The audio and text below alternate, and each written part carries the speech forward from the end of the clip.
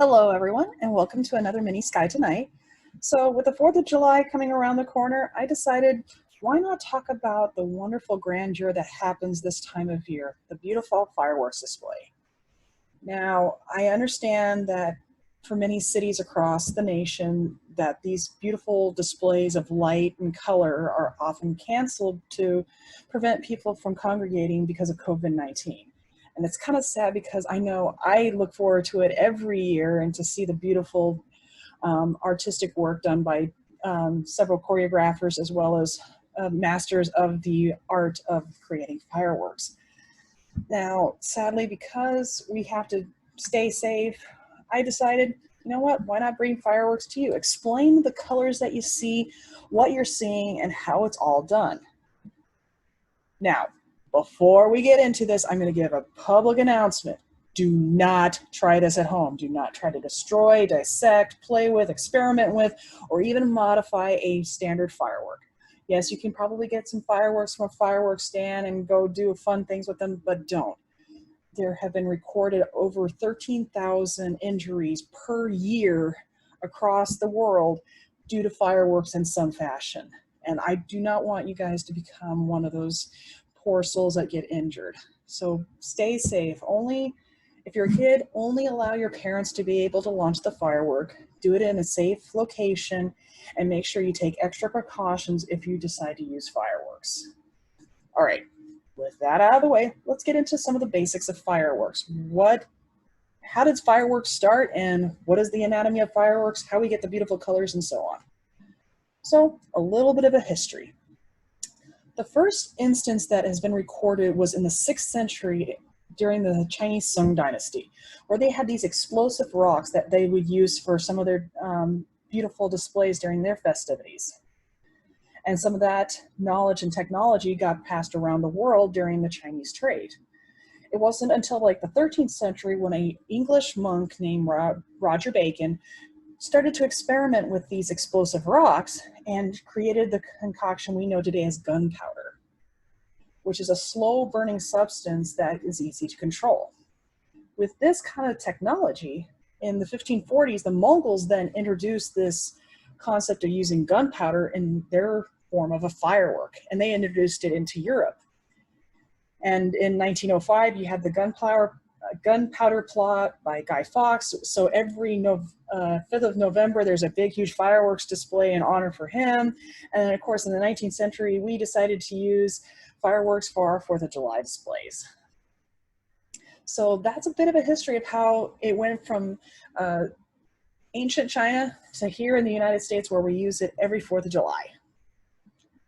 So let's look at the guts and the dynamics of a firework. Basically, a firework is a glorified missile, but with different components. Rather than going to be used for destruction, it's used for awe and wonder. So the basic idea of a firework is if you look over here towards the right, you have the bottom part, which is known as the stick or the tail. The stick or the tail is basically used as kind of like a base for the firework, and also kind of gives the shape and as well as the stable position to allow the firework to go upward. And also especially for firework manufacturers and everything, it gives them a means to be able to hold it into the ground as a steady port. The second part is the fuse. This is the area to where you light it on fire, and so that way you can start the spark and the ignition to go up. Now, the fuse can be just a simple cotton fuse, or it can be used electronic fuse, and this is used in modern day terms. The second part is the charge. This is the point to where you basically get the initial thrust to go up into the sky.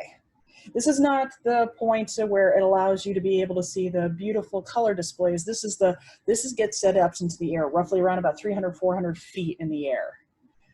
The fourth part is what is known as the effect. As you can see over here, you get the beautiful colored balls in there that gives you the beautiful colors that you see, as well as in the different arrangement, gives the different shapes. And of course, last but not least, is the head.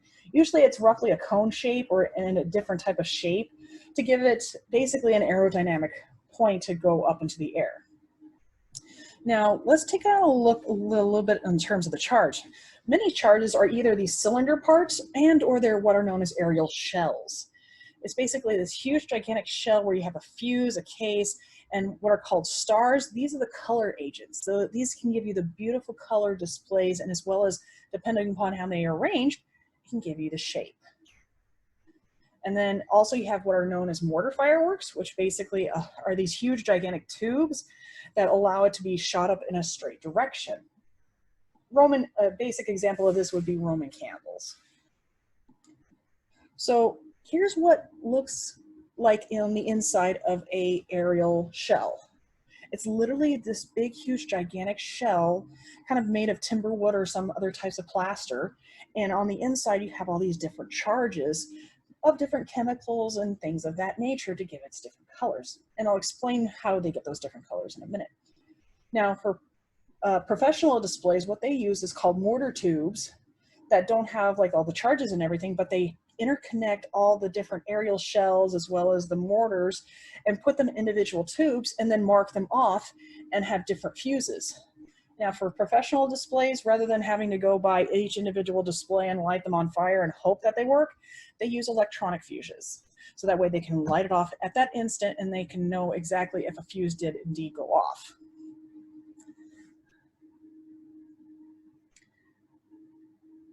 Now, before you think, oh, that's basic, that's easy, I can make some of my own. Now keep in mind, the professionals, they require lots of training, lots of education in order to be able to know what they do. As if you look at the image on the left, here's a master firework person in the United States who's trying to show you the basics of how to assemble a firework. Notice he has a gas mask, he's covered in different types of soot. It's a very dirty job. Not only that, you have to be careful of the different chemicals that you're using. You are working with powdered chemicals, which those powdered chemicals can be nasty to humans. So they have to take a lot of precautions, plus keep in mind, these are explosives. Any registered heat or any type of spark can cause these things to ignite. So they have to do this very carefully and in contained quarters. So don't think you can just simply go out into your back shed and create a firework. It requires a lot of knowledge in chemistry as well as safe precautions. So don't try this at home. But if you want to talk to true masters of the art, look no further than to Japan, where they have been doing this for centuries. In fact, every year they host 3 competitions to get the glory and the honor of being the #1 firework manufacturer throughout the entire country. And if you become the #1 firework manufacturer for that year, everybody wants to buy your fireworks. So this is like a life or death scenario for these artisans to do their art and craft very well. And they go all out. They put out the latest and greatest of techniques. They put out different colors. They trained and they do this as a fine art. They are the true masters of fireworks. And if you ever get a chance to see some of these fireworks displayed, in fact, if you probably can Google or YouTube some of their fireworks displays, they are a sight to behold. So now let's look into the colors. As I mentioned, they use different types of chemicals. Well, these chemicals, once produced with a flame, can create these beautiful colors. So your reds are your strontiums, your oranges are your calcium compounds, blues are your coppers, strontium and copper are your violet colors, and so on. So all the different colors that you see in fireworks come from different chemicals that are being ignited. For example, for you kids that have those fun little sparklers that you love to play with and they have that bright white color, many of your silver and white colors are hot magnesium. So if you ever had parents that were really bad tricksters and they gave you those trick candles, the reason being why those trick candles work is because there's magnesium in the wick. So it keeps reigniting. Yeah, I got mad when my parents tried to do that too. Now for the shapes.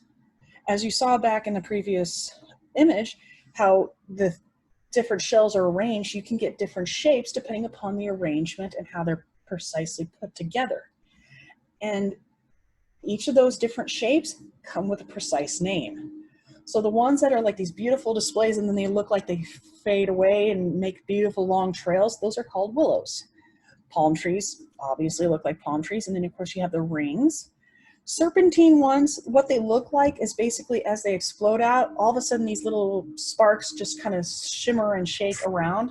I sometimes call them fish, and I've seen them professionally called fish, but you can call, but from what I've seen is they can either be called fish or serpentine, whichever you prefer. Another one is called pistils. Those are usually, from what I can see from my research, is the big huge white ones that go pop and then they're gone for a few seconds, but they leave this huge explosion. And of course, the very famous roundels are the ones that just go straight up and leave these beautiful outward reached arms everywhere.